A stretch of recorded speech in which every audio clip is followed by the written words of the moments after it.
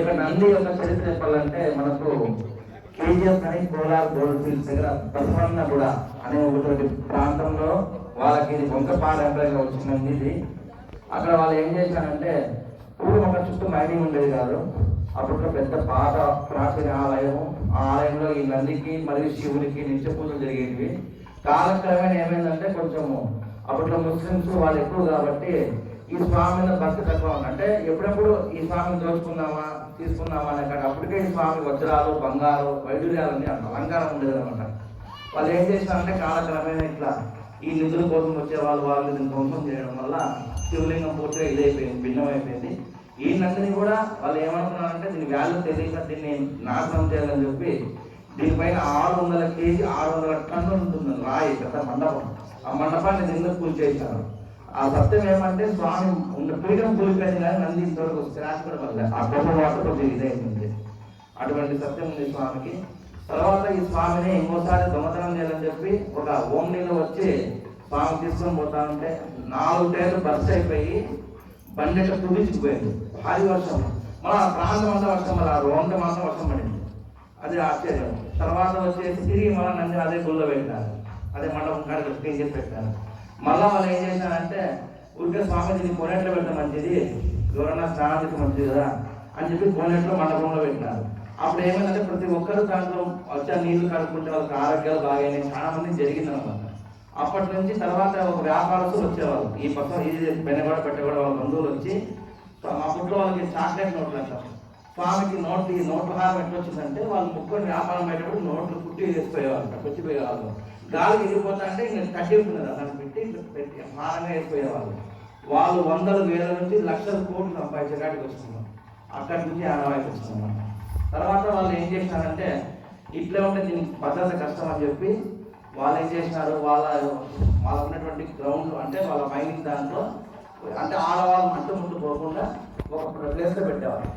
వాళ్ళు ఏమైందంటే ప్రతినిత్యము అంతా పనిచేసేవాళ్ళు కాబట్టి తినడము అంతా వాళ్ళు ఇష్టంగా ఉండరు కాబట్టి ఏదైనా ఆలయానికి ఇవ్వాల్సి వస్తే వాళ్ళు మనకి వాళ్ళ వంశపారంగా మా తాతగారి నుంచి వాళ్ళకి ఇది చెప్తారు జ్యోతిష్కులు మీద స్వామి ఎక్కడైనా ఆలయం తీసి పెట్టమని చెప్పి మనకి కారణంగా ఇస్తాం. తర్వాత ఇవన్నీ తెలిసిన తర్వాత చరిత్ర గురించి మాకే ఆశ్చర్యం అనిపించింది. ఇంతటి సత్యం కదండి, అంత శక్తివంతమైనది. ఇప్పటి వరకు మీరు నమ్మలేదండి. ఈ స్వామికి మొక్కున్న వాళ్ళు ఈ కోరిక తీరిన తర్వాత 2 గంటల స్వామికి దగ్గర 500 కేజీలు వెంటుంది. స్వామి అన్నారు కదా, 500 కేజీలు వెండి, 4 కేజీలు బంగారు, దగ్గర నుంచి 12 నుంచి 25,000 కోట్ల ట్యాక్స్. స్వామి ఎంతో మంది అయితే ఎన్నో రకాలుగా కాన్సర్ అవన్నీ భద్రంగా పెట్టినాం. ఇప్పుడు ఈ మధ్యలో ఇవన్నీ భద్రంగా పెట్టినాము. అంతేకాకుండా స్వామికి పూర్వం ఉంది వెండిగా అవుతుంది. అది ఏమైందంటే స్వామి కొంచెము కదిలిన అంటే స్వామి తలగా ఒడిగి చూడండి, ఆ తలగా కొంచెం ఒడిగి చూస్తారన్నమాట. అది ఇప్పటికి కూడా ఆ నంది రౌత పెట్టినప్పుడు తలగా ఇచ్చింది స్వామి ఇస్తున్నాం. అదే స్వామి సత్యం అంటే స్వామి కదిలిగా అంటారు. ఎందుకంటే చాలా ఏం చెప్తారంటే ఇది బాధపడుతూ ఉండేవాళ్ళు. వాళ్ళు తిరిగే వాళ్ళంటే వాళ్ళు చాలా సార్లు మొక్కున్నారు.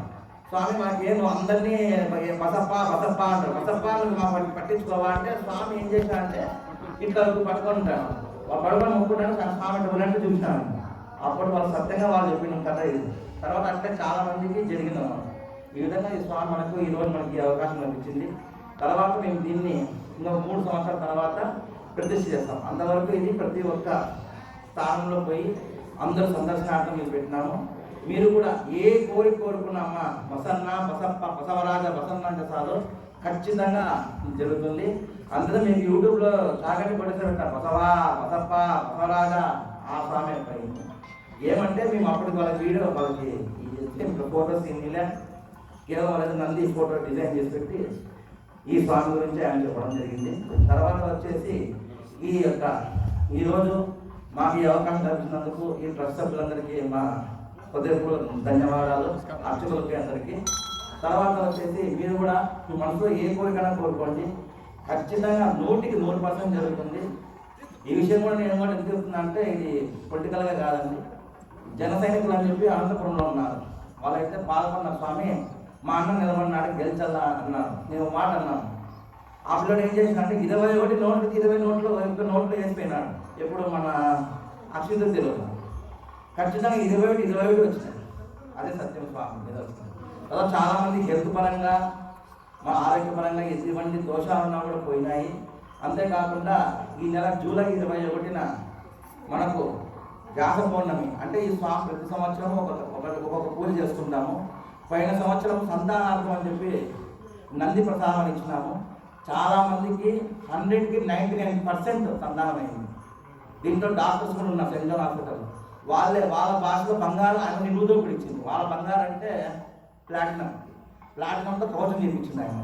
ఏదో ప్లాటినం పెట్టాం కాబట్టి పక్కన పెట్టినాం. అది స్వామికి ప్లాటినము, బంగారు కవచము, వెండి కవచము, వజ్ర కవచం 5 కవచాలు ఉన్నాయి స్వామికి. మీరు ఏమన్నా ముక్కోండి, ఒకటి భక్తితో ముక్కోండి, ఖచ్చితంగా ఆ స్వామి కరుణిస్తాడు. మీకు ఇంకోటి ఏంటమ్మా, ఈ పచ్చరాయిని పూజించడం వల్ల మీకు ఎన్నో ప్లస్ పాయింట్ ఏమంటే నరదృష్టి ఉండదు. తర్వాత మీకు ఇమీడియట్గా 12 అవర్స్లో చూపిస్తుంది. నమ్మకము అక్కడ మీ కర్మ అనేటువంటిది తీరినంటే 12 గంటల్లోనే మీకు రిజల్ట్ అనేది తెలుస్తుంది. అంతటి సత్యం కలది ఈ మకర మహానంది. మీరు కూడా మనస్ఫూర్తిగా స్వామి ధ్యానం చేసుకోండి. ఈ 21 తారీఖు విశేషం ఏమంటే గోమతి చక్రాలు. అంటే మన కందకి నది నుంచి సుమారు చాలా ఏళ్ళటువంటి గోమతి చక్రాలు ఒక నాగసాధు ద్వారా తెప్పించినాము. అవి అందరికీ ఉచితంగా రెండిస్తాము. మీకు ఎటువంటి నరదోషం ఉన్నా కూడా ఈ గోమతి చక్రాలు ఇచ్చినప్పుడు మీకు చెప్తాము విధానం ఏం చేయాలి. 2 చక్రాలు అది చేసిన తర్వాత మీకు లైఫ్లో మీ ఇంటికి నరదృష్టి ఉండనే ఉండదు. ఛాలెంజ్గా చెప్తాను. ఎందుకంటే అది ఇప్పటికి కాదు. ఇది మన కేరళ పద్ధతులు అంటే తాంత్రిక అంటే తారాదేవి విద్యలో కూడా ఉందన్నమాట. బగలాముఖి అంటాం కదా, అమ్మవారి యొక్క సింహావిద్యలు. ఈ 2 విద్యలు చాలా శక్తివంతమైనది. ఆ విద్యలకు సంబంధించినది గోమతి చక్రం. మీకు ఎటువంటి నెగిటివ్ ఎనర్జీ ఉన్నా కూడా పాజిటివ్ ఎనర్జీగా మారుతుంది. ఖచ్చితంగా మీరు ఏం కోరుకున్నా కూడా గ్యారంటీ జరుగుతుంది. ఏమంటే ఒకటి భక్తితో ఆయన్ని దర్శించుకోండి. బసవరాజు అనుకోండి. ఖచ్చితంగా మనకి ఎందుకంటే ఇంకొకటి ఏమంటే మన యొక్క ఆంధ్రప్రదేశ్ అదృష్టం ఏమంటే ఎంతోమంది పెద్ద పెద్ద శక్తి బాగా పొరపడిన అడిగినా కూడా ఆ నంది వాళ్ళు ఇవ్వలే. వాళ్ళకి ఏ బుద్ధి పుట్టిందేమో కానీ మనకు అది కానుకగా ఇచ్చినది. ఏమంటే దానికి మాకు తెలుసు దానికి శక్తి ఏముంటుంది. మీరు కూడా అందరూ దర్శించుకోండి. ఓం నమః శివాయ. అంటే మా సాయంత్రం పొమ్మలూరులో అమ్మవారి హాల్లో పెడుతున్నాము. ఎవరైనా వచ్చి దర్శించుకోవచ్చు. ఇంకా మీకు ఎవరైనా పిల్లలు ఉంటే వచ్చి స్వామిని బాగా దర్శించుకోవాలి. ఖచ్చితంగా బుధు అనుగ్రహం, గురువు అనుగ్రహం 2 కలుగుతాయి. ఓం నమః శివాయ.